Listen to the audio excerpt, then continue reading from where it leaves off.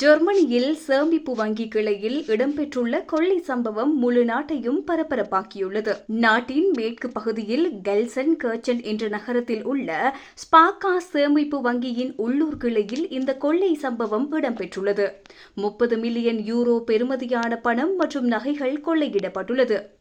பெரிய துளையிடும் கருவியோடு ஊடுருவிய அடையாளம் தெரியாத நபர்கள் அங்கு பணம், தங்கம் மற்றும் ஆபரணங்களால் நிரம்பிய சேமிப்பு பெட்டக அறையின் சுவரை துளைத்து துவாரமிட்டு உள்நுழைந்துள்ளனர். அங்கு சுமார் 3000 பெட்டிகளை உடைத்து காலி பண்ணிக்கொண்டு தப்பி தலைமறைவாகியுள்ளனர்.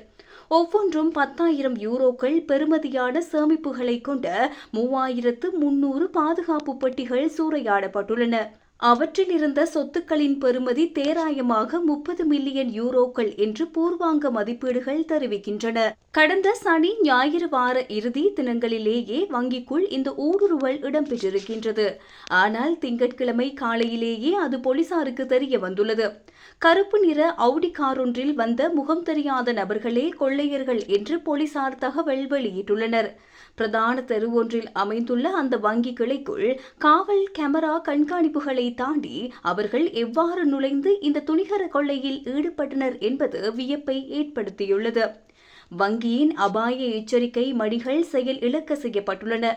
கொள்ளையிட்ட பணம் மற்றும் பொருட்களோடு அவர்கள் வங்கியின் வாகன தரிப்பிடம் வழியாக தப்பி சென்றுள்ளனர்.